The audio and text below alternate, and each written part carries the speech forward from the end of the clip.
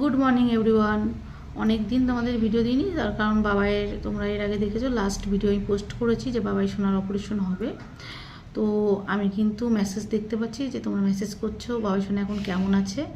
এখন বাবাই ভালো আছে। তো বাবাইয়ের আজকে অপারেশনের 4 দিন হলো, বাবাই এখন ভালো আছে। আর আমি দুদিন ধরে ভিডিও দিইনি, এর কারণ বাবাইয়ের অপারেশনটা করার পরে অনেকটা যন্ত্রণা হচ্ছিল। মানে বুঝতেই পারছো অপারেশনটা খুব একটা ছোট অপারেশন নয়, অনেকটাই বড় অপারেশন। সেই জন্য অনেকটাই কষ্ট হচ্ছিল, সেই জন্য আর আমি ভিডিও কিছু করিনি আর কি। আর তোমাদেরকে পোস্ট করার মতো সময় আমার ছিলই না বলতে গেলে। তো এখন বাবু আগের তুলনায় অনেকটাই ভালো আছে, এখন ঘুমোচ্ছে। আমি তাই ভাবলাম যে একটু ভিডিওটা তোমাদের সাথে পোস্ট করি। আর একজন কমেন্ট করেছো, দেখলাম যে লিখেছো যে অনেক বড় হসপিটাল। হ্যাঁ, এটা অনেক বড় হসপিটাল, কারণ বাবার যে প্রবলেম সেটা যে কোনো জায়গাতে অপারেশন করা সম্ভব না। তো আমরা তো ভেবেছিলাম ফার্স্টে ভেলোরে অপারেশনটা করাবো, যেহেতু সম্রাটের এখন নিয়ে যাওয়া ওখানে প্রবলেম। তো সম্রাটের ডায়ালিসিস আছে, সেই কারণে যেতে পারবে না। তাই ওখানে যেহেতু যেতে পারিনি, তাই এখানে কলকাতাতে নিউট্রিয়াতে বাবাইয়ের অপারেশনটা করিয়েছি। ভাগীরথী নিউ টাউনে। এখানে বাচ্চাদের আর যাদের বেবি হবে সেরকম আর কি, তাদের খুব ভালো ট্রিটমেন্ট হয়। তো সেখানেই বাবাইয়ের অপারেশন করিয়েছি। তো বাবাই সোনা এখন ভালো আছে। আর তোমাদের কিছুটা ক্লিপ আমি তুলেছি অপারেশনের জন্য, সেইটাই তোমাদের সাথে এখন শেয়ার করব। চলো তোমরা ভিডিওটি দেখো। আর সবাই একটু বাবাই সোনাকে আশীর্বাদ করো যে বাবাই যেন খুব তাড়াতাড়ি সুস্থ হয়ে যায়, বাবাই যেন খুব ভালোভাবে হাঁটাচলা করতে পারে।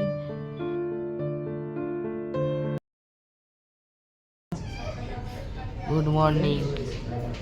তো বাবাই সোনা ঘুম থেকে উঠে স্নান করে যে ফ্রেশ হয়ে গেছে। এখন বাবাই সোনার স্যালাইন চলছে এখানে। একটু পরেই বাবাই সোনার অপারেশন। 11:30। ঘুম হয়েছে রাতে তোমার? ঘুম জোরে বলো। ঘুম মোটামুটি হয়েছে। ঘুমটা ঠিকঠাক হয়নি, এই যে এটা দেওয়া তো বারবার করে ভয় পাচ্ছিল, সেই কারণে ঘুমটা ভালো হয়নি ওর। আর এই যে সম্রাট সকাল সকাল চলে এসেছে বাবুর কাছে। সারা রাত ঘুম হয়েছে ঠিক করে, আমারও হয়নি একটুও। চলো, মাসিরা আসছে এক্ষুনি আবার, জানো তো মাসি আর দাদু আসছে। কত দূর আছে কি আর? একটু আর 1 ঘন্টা লাগবে আসতে।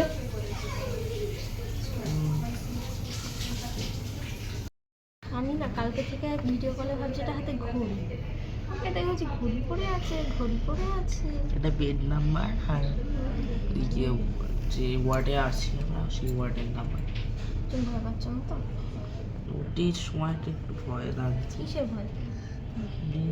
যদি স্নান টান করা হয়ে গেছে, স্নান করেছি, চেঞ্জ করা হয়ে গেছে, সব হয়ে গেছে। করেছি তাও আমার বাবা বকেছে।